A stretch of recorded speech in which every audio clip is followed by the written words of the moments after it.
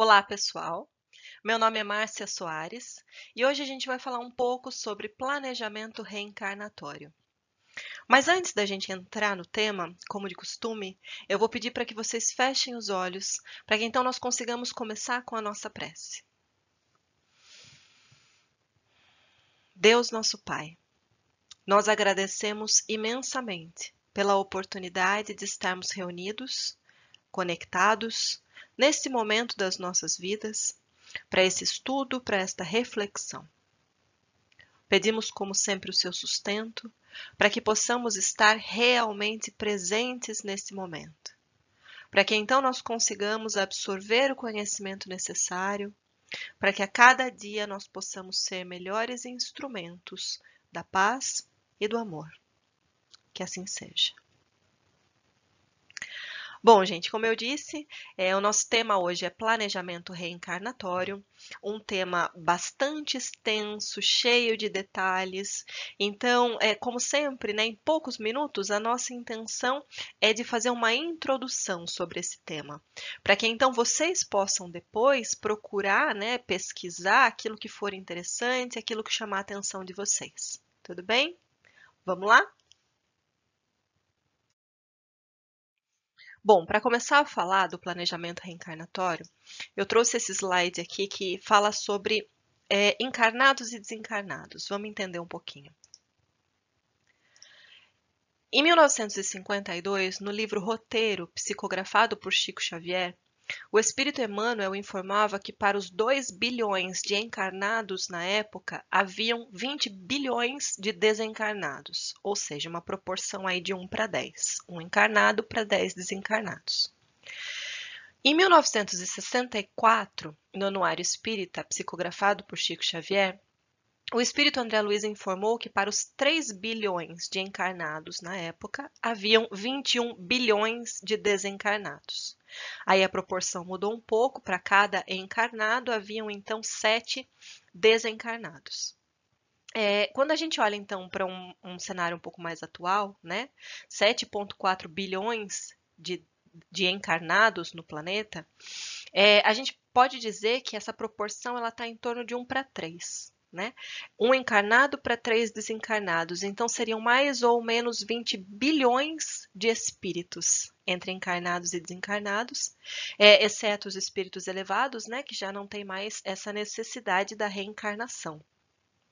Falando sobre reencarnação, né, gente, nas palavras do instrutor Alexandre, lá no livro Missionários da Luz, ele diz que a reencarnação é o meio, a educação divina é o fim. A gente vai falar um pouco mais sobre reencarnação. O que é essa reencarnação? É a volta do espírito à vida corpórea no outro corpo. Né? Então, é uma nova encarnação, uma nova personalidade, porém sem perder o contato com o seu ser integral, com a sua individualidade, né? Com um conjunto de aquisições intelectuais, morais e espirituais. A gente não perde nada de uma encarnação para outra, né? Toda a nossa experiência ela fica gravada. E o ensino reencarnacionista a gente vem de muito longe, né? Ao Espiritismo couberam apenas a honra e a glória de estudá-lo, sistematizando-o para convertê-lo, afinal, num dos principais, se não no principal, fundamento da sua estrutura doutrinária.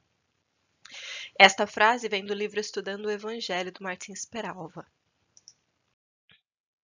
Os Vedas, gente, milhares de anos atrás, né, milhares de anos antes de Jesus Cristo, eles já difundiam largamente essa ideia reencarnacionista. Buda aceitava e pregava a reencarnação. Na Grécia, nós encontramos Sócrates, Platão e Pitágoras como fervorosos defensores das vidas sucessivas.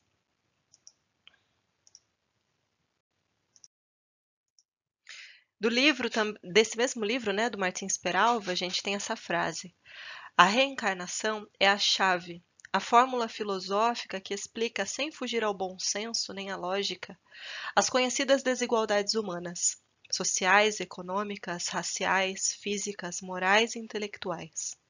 É chave que abre a porta para a compreensão dos mais complexos problemas humanos. E por que será que nós reencarnamos? Por que será que nós precisamos, né, passar pela experiência da reencarnação? Por que será que a gente não pode aprender tudo que a gente precisa aprender na espiritualidade, né? Tem essa frase, gente, de Aristóteles, que viveu aí 4 séculos antes de Cristo, né? E ele dizia que nada vai ao intelecto senão pelos sentidos. E isso explica o porquê que a gente precisa reencarnar. A gente precisa passar pelas experiências, nós precisamos sentir determinadas sensações para que o aprendizado ocorra, para que a gente consiga efetivamente caminhar, progredir. É por isso que nós reencarnamos. Lá no Livro dos Espíritos, gente, na questão 166, tem essa pergunta: como pode a alma que não alcançou a perfeição durante a vida corpórea acabar de depurar-se? E a resposta: sofrendo a prova de uma nova existência.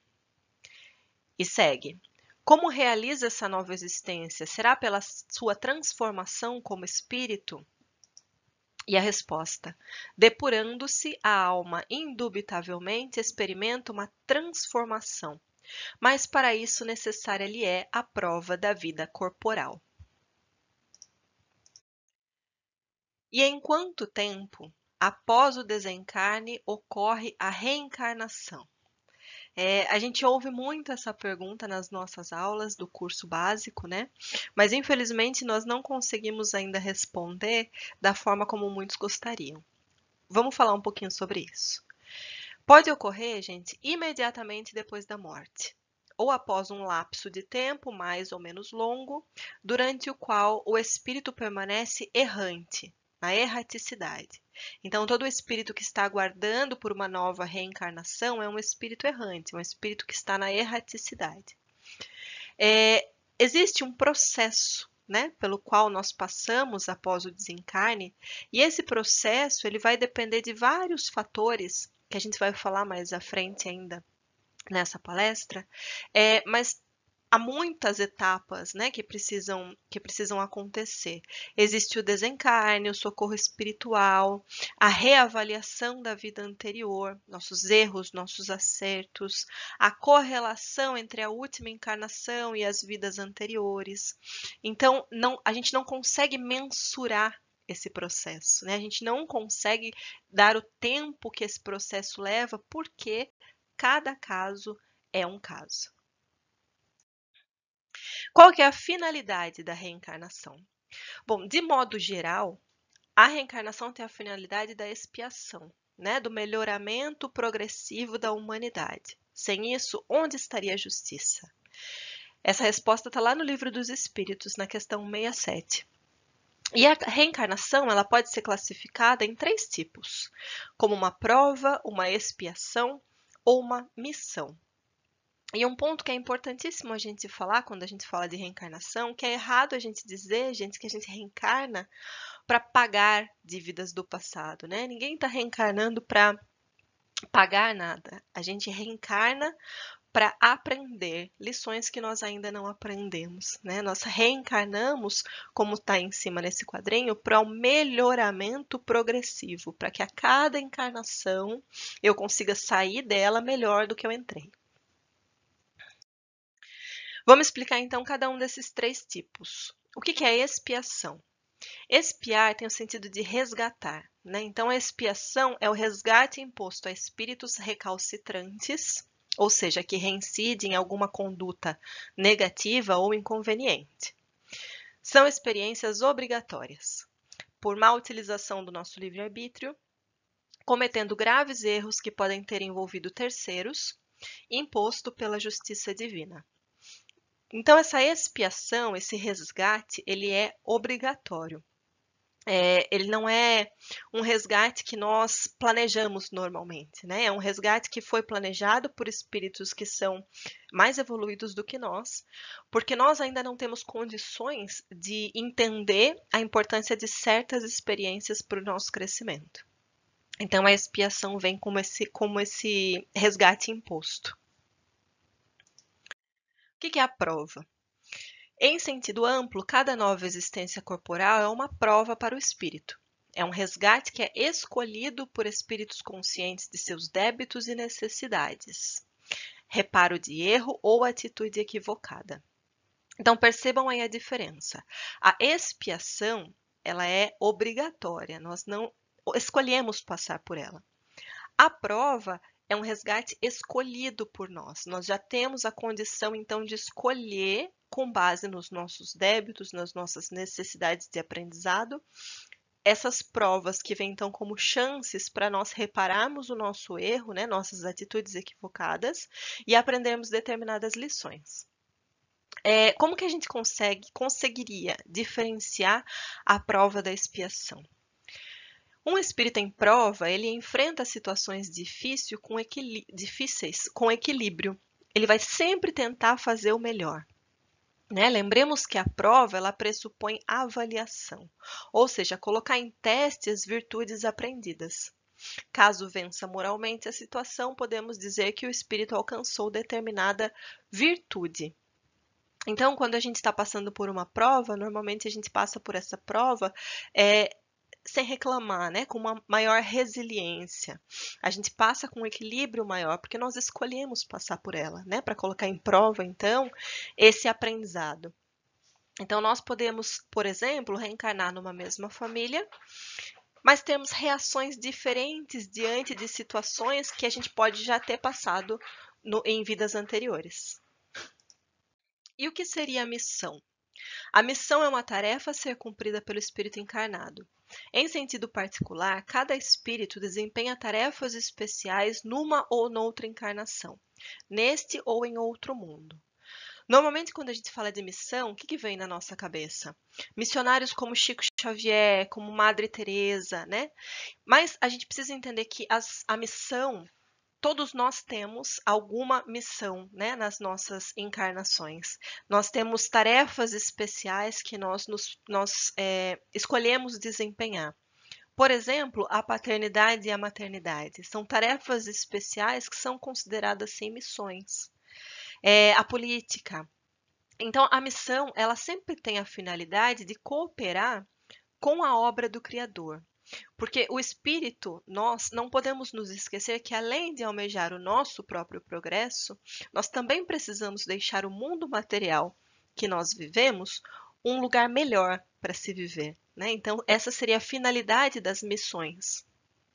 Através do trabalho, os homens colaboram, então, com os demais espíritos. Então, sempre que a gente está desempenhando uma tarefa, que a gente está colaborando com o bem do todo, isso pode ser considerado uma missão. Aí tem um trecho, gente, do livro Memórias de um Suicida, falando um pouquinho, então, sobre esse processo da morte. Após a morte, antes que o espírito se oriente, será sempre necessário o estágio numa anticâmara, numa região cuja densidade e aflitivas configurações locais corresponderão aos estados vibratórios e mentais do recém-desencarnado. Aí se deterá até que seja naturalmente desanimalizado, isto é, que se desfaça dos fluidos e forças vitais de que são impregnados todos os corpos materiais. Tais sejam o caráter, as ações praticadas, o gênero de vida, o gênero de morte, tais serão o tempo e a penúria no local descrito. Existem aqueles que aí apenas se demoram algumas horas. Outros levarão meses, anos consecutivos, voltando à reencarnação sem atingirem a espiritualidade.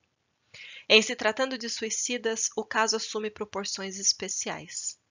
Estes aí se demorarão, geralmente, o tempo que ainda lhes restava para a conclusão do compromisso da existência que prematuramente cortaram. Então percebam, gente, nesse pequeno trecho desse livro, como esse processo ele varia, né? Como cada caso realmente é um caso, né? Só aí ele está citando caráter, ações praticadas, gênero de vida, gênero de morte, como fatores, né, que vão trazer essa diferenciação, então, no tempo que cada um passa nessa anticâmara antes de poder ser resgatado. Por isso que normalmente, né, a gente tem essa tendência de querer respostas objetivas e claras, mas infelizmente quando a gente está falando de reencarnação e de muitos outros assuntos, a doutrina sempre nos traz que não existe a fatalidade, né? Você faz isso, você vai ter isso. Depende. Depende da pessoa, depende da vida, depende da morte, depende de muitos fatores, tá? Então vamos seguir. Processo reencarnatório. Bom, essa fase se desenvolve no plano espiritual, onde o reencarnante, ao lado de seus mentores, vai planejar a futura encarnação. Lembra Kardec que são planejados apenas os grandes lances da existência, aqueles que podem realmente influir no destino da criatura, levando em conta vários princípios, como a lei de causa e efeito, a lei de sintonia, afinidade e ressonância. Então, está tudo escrito quando eu reencarno? Não, gente. Apenas os grandes lances da existência são planejados, nesse processo reencarnatório, nesse planejamento reencarnatório, levando em conta, então, esses vários princípios que a gente mencionou aí embaixo. Dentro desse processo reencarnatório, desse planejamento reencarnatório, a gente tem o projeto biológico ou biofísico, que consiste no planejamento do corpo físico no qual o espírito vai reencarnar. Então, dos pais, a gente vai herdar a altura, biotipo, a cor da pele, dos olhos, dos cabelos. E, dependendo da nossa necessidade kármica, vão ser organizados, então, os nossos sistemas internos, endócrino, cardíaco, muscular, esquelético, respiratório, entre outros, São falhas ou imperfeições que poderão acarretar ou não doenças. Se vocês querem entender um pouquinho sobre essa necessidade kármica, a gente gravou uma palestra sobre doenças kármicas. Eu vou deixar o link na descrição desse vídeo, tá?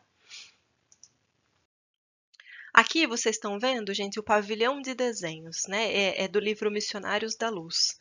Nesses pavilhões de desenho, numerosos cooperadores traçam planos para reencarnações incomuns, que precisam de um planejamento um pouco mais detalhado.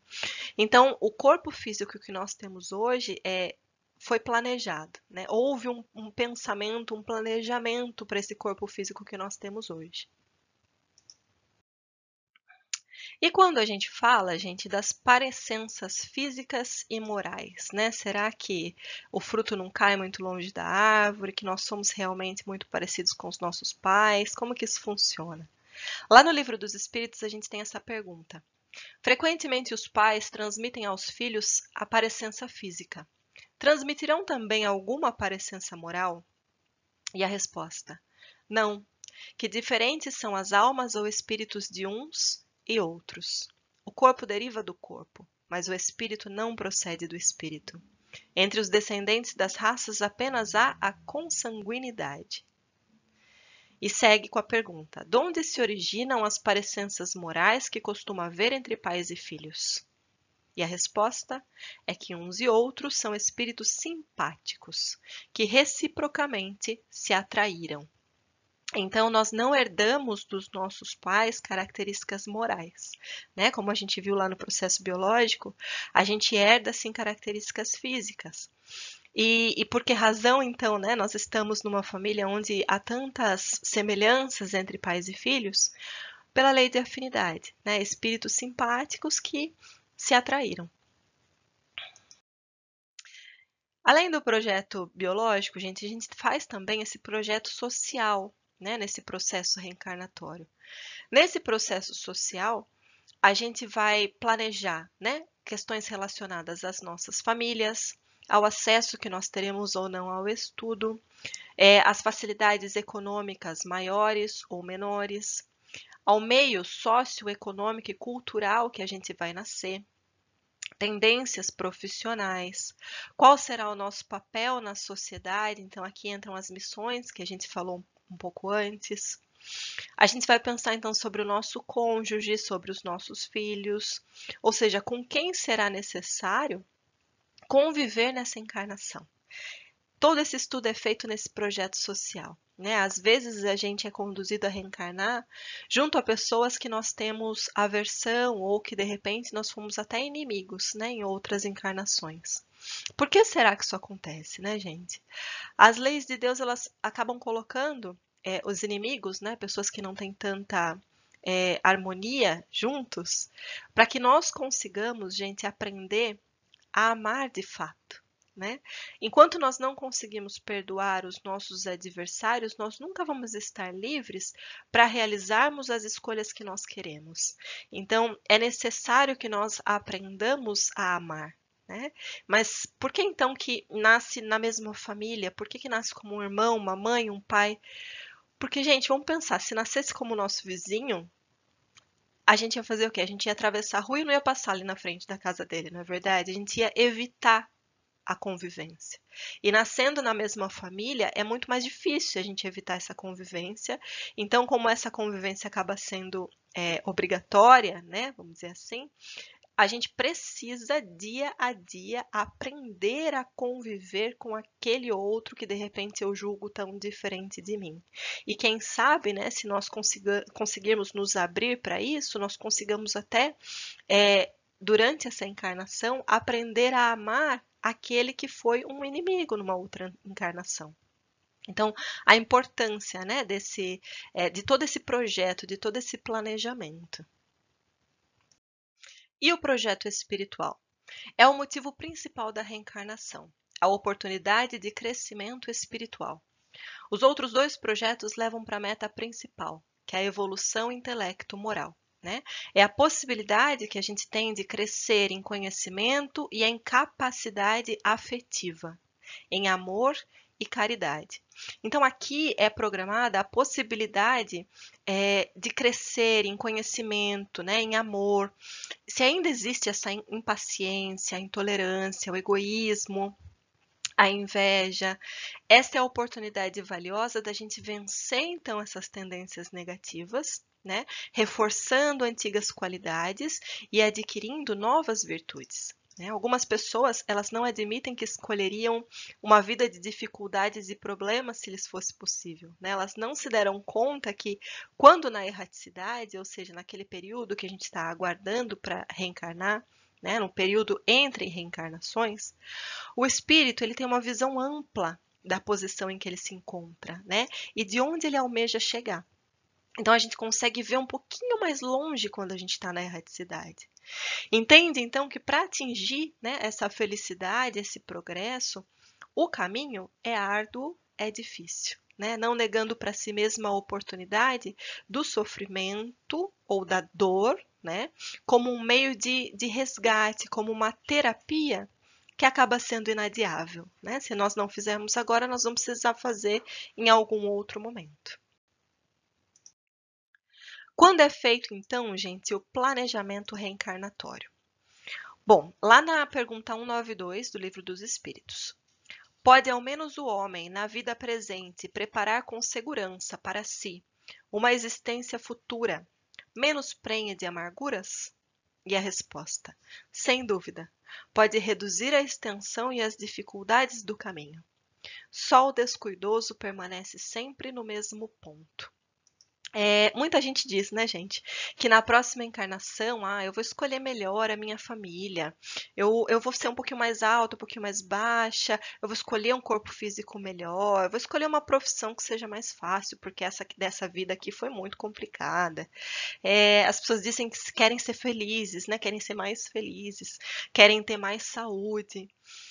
Bom, não é bem por aí, né, gente? Não é bem assim que acontece.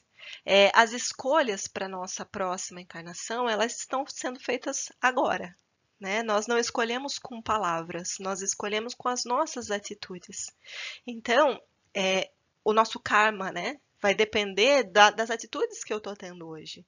Porque o karma tem a ver com, sim, atitudes de vidas anteriores, mas também com as atitudes que eu estou tendo nesta encarnação.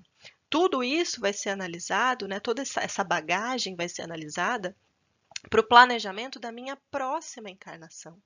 Então, se eu quero ter melhores condições, né, numa vida futura, eu preciso melhorar o meu caminhar nesta encarnação. Eu preciso melhorar as minhas escolhas enquanto eu estou aqui encarnada.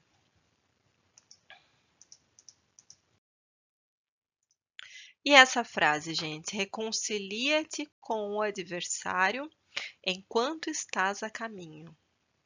Ou seja, reconcilie-te com o seu inimigo enquanto você está encarnado com ele. né? Os homens não reencarnacionistas, né, aqueles que não acreditam na reencarnação, eles acabam supondo que a vida ela se resume no que está aqui, no nascer, viver, procriar, morrer, né?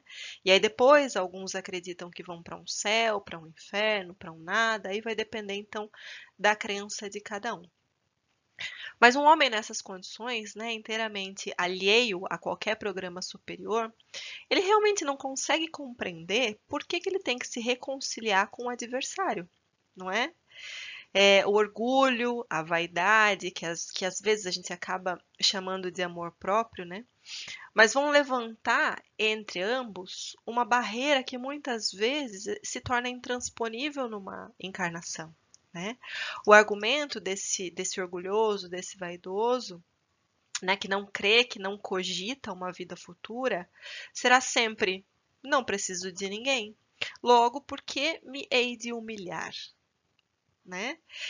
Assim, pensando, né, dessa forma, ele vai agir logicamente baseado na vida presente, sem considerar qualquer consequência para as vidas futuras, né? Sem considerar que essa conexão estabelecida, né, ela se mantém para outras encarnações, porque nós já falamos em outras oportunidades, né? O objetivo de nós passarmos pelas experiências é para que nós aprendamos lições que nós ainda não aprendemos, né? Para que nós consigamos amar, para que nós consigamos aprender o amor. E as conexões, elas não se estabelecem somente quando a gente ama alguém, né? As conexões também se estabelecem quando existe o sentimento do ódio, né? Da inveja, do ciúme. A gente estabelece conexões. Por isso é tão importante a gente se reconciliar com esse adversário, a gente aprender realmente, né, a olhar empaticamente para esse adversário e tentar construir esse amor, né, entre os dois, enquanto estamos encarnados, porque nós não sabemos aí quais vão ser as possibilidades futuras. No Espiritismo, gente, a gente tem noção consciente das vidas sucessivas, né? Que implica normalmente na melhoria do comportamento individual. Por quê? Porque eu entendo que para toda causa vai existir um efeito, né? Para tudo que eu fizer hoje, vai haver uma consequência futura. Então eu acabo pensando um pouco mais, um pouco melhor nas atitudes que eu tenho hoje, né? Eu acabo me preocupando um pouco mais com aquilo que eu faço. E tudo é planejado previamente em uma encarnação? A resposta, gente: o destino do espírito não está traçado, seu progresso está. Então, a única fatalidade que a gente vê é o progresso, né? Nós podemos escolher o caminho da dor, o caminho do amor para progredir. Normalmente, infelizmente, a gente ainda escolhe o caminho da dor. Mas existe o caminho do amor, né? Nós podemos escolher esse caminho para que nós possamos, então, progredir a cada encarnação. E é essa escolha que tem a ver com livre-arbítrio, né? O livre-arbítrio é a faculdade que permite ao homem edificar conscientemente o seu próprio destino, possibilitando-lhe a escolha do caminho que desejar. Livre-arbítrio e responsabilidade individual desenvolvem-se simultaneamente no aprendizado humano. Eu trouxe, gente, essa ilustração, né, que é do livro Missionários da Luz, que traz a reencarnação de Segismundo, para a gente poder ter um exemplo, né, de um processo reencarnatório. Então vamos lá. Em uma encarnação precedente do casal Adelino e Raquel, após uma paixão desvairada, Segismundo assassinou Adelino e Raquel foi parar no prostíbulo. Desencarnaram, cada um por sua vez, sob intensa vibração de ódio. No plano espiritual, o casal prometeu receber Segismundo como filho. Então, Adelino e Raquel eram casados, Segismundo assassinou Adelino, e aí, então, nesse planejamento reencarnatório, o casal prometeu receber o Segismundo como filho. André Luiz e seu instrutor Alexandre chegam à casa de Adelino e Raquel. Herculano, que trouxe Segismundo para a aproximação com o casal, esperava-os na entrada da casa.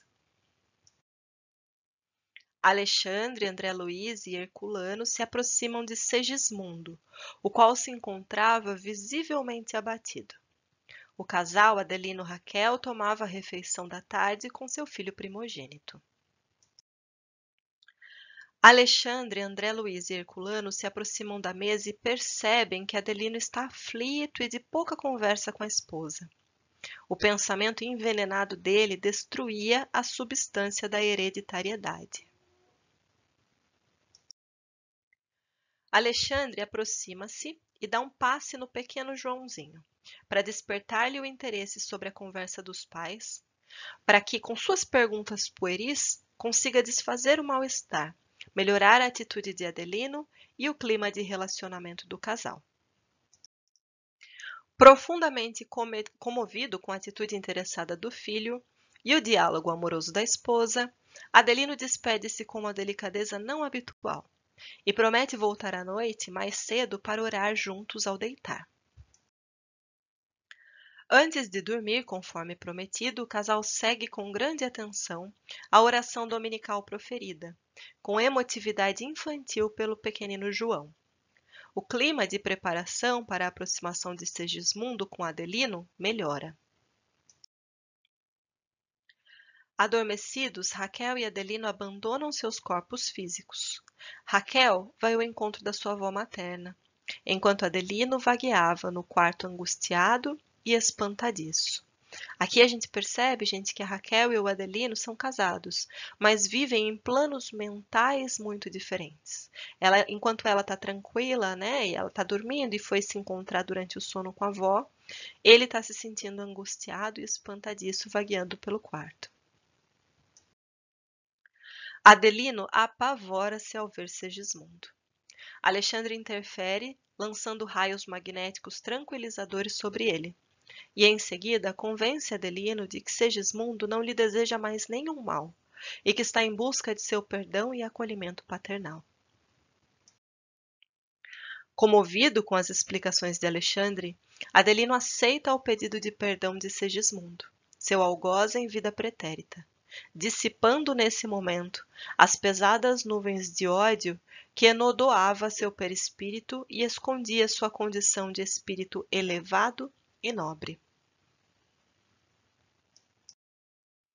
Satisfeitos com o trabalho da noite, Herculano e Alexandre, que estão na frente, André Luiz e Segismundo, que estão atrás aí na foto, deixam a casa de Adelino Raquel para retornar na semana seguinte para iniciar o serviço da reencarnação. André Luiz e Alexandre chegam à casa de Adelino Raquel na véspera da ligação do espírito Segismundo com a matéria orgânica. Lá encontraram Herculano e Segismundo em companhia de espíritos construtores que iam cooperar com a sua formação fetal. O ambiente familiar continuava cercado de afeição. Alexandre examina os mapas cromossômicos planejados de Adelino com assistência de espíritos construtores.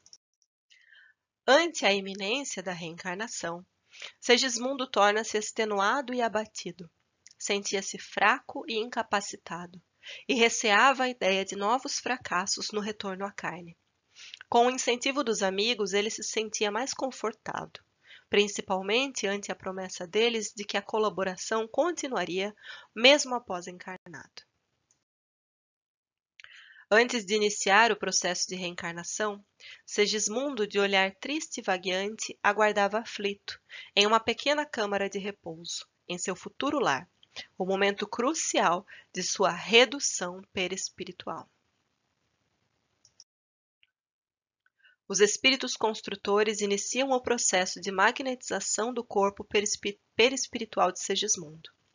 Durante esse processo, à medida em que sua forma perispiritual era reduzida, ele ia perdendo a lucidez e parecia cada vez menos consciente. Alexandre deposita Segismundo nos braços daquela que fora, quando encarnada, a avó materna de Raquel, para que ela seja a portadora da entrega de Segismundo à sua neta. Ante uma assembleia de espíritos, Alexandre anuncia o momento sublime de entrega de Segismundo à sua futura mãe, sob o olhar vigilante de Adelino. O aposento conjugal estava cheio de flores de luz, com o propósito de adornar os caminhos do recomeço de Segismundo. Após a prece de Adelino e sob os influxos de energias sublimes de espíritos superiores, Raquel recebe o espírito de Segismundo dos braços de sua avó materna. Adelino se aproxima da esposa e lhe abraça amorosamente. Segismundo, em sua forma infantil, ligava-se fortemente a Raquel, tornando-se alma de sua alma e logo seria carne de sua carne. Naquela noite, após a união genésica de Adelino e Raquel, Alexandre analisa a corrida dos espermatozoides em direção ao óvulo, e após verificar as disposições cromossômicas dos milhões de espermatozoides, Alexandre, com seu potencial magnético, sintoniza aquele mais apto para a organização do corpo planejado de Segismundo. O espermatozoide magnetizado, ao dispor de energia adicional sobre os demais, chega primeiro ao alvo, rompe a cutícula e penetra no óvulo, gastando pouco mais de 4 minutos para alcançar o seu núcleo. Sob o influxo magnético dos construtores espirituais, a forma reduzida de Segismundo é ajustada ao útero materno, terminando assim a operação inicial de ligação do processo reencarnatório. André Luiz e o orientador Alexandre deixam a cidade do Rio e volitam em direção à colônia espiritual Nosso Lar, onde vivem. Gente, percebam que é um processo extremamente complexo, né? Provavelmente, aí, ao passar desses slides, vocês viram informações e conceitos que para muitos podem não ser conhecidos, né? Por isso que a gente disse que é uma introdução, né? Vocês vão precisar procurar, sim, aqueles conceitos que para vocês ainda não são familiares. Como ocorre, então, esse processo, gente? Na concepção, a partir desse instante, o espírito é tomado por uma perturbação, que cresce de contínuo até o nascimento. Da concepção ao nascimento. Nesse intervalo, seu estado é quase idêntico ao de um espírito encarnado durante o sono. O nascimento. À medida que a hora do nascimento se aproxima, suas ideias se apagam, assim como a lembrança do passado, do qual deixa de ter consciência na condição de homem, logo que entra na vida. E o desencarne. Essa lembrança, porém, lhe volta pouco a pouco ao retornar ao estado de espírito. E a formação do feto, gente? Ela inicia-se com a fecundação e vai até o nascimento, né? O reencarnante nessa fase está criando, através do seu perispírito, um campo magnético que vai atuar como molde, onde as células físicas irão se ajustando. Informa André Luiz que os primeiros 21 dias após a fecundação são de extrema importância para a formação do futuro corpo. Época em que estão se formando os órgãos e sistemas, e por esse motivo a assistência espiritual nessa fase é muito intensa. A gestante não pode afastar-se do corpo e são proibidas as visitas. Após o 21º dia, reduz-se a vigilância espiritual, que, no entanto, continua presente até o final da gestação. Quando esse processo se completa? O processo encarnatório, segundo André Luiz, não se completa ao nascimento, mas apenas aos 7 anos de idade, quando ocorre a plena integração do reencarnante aos implementos físicos.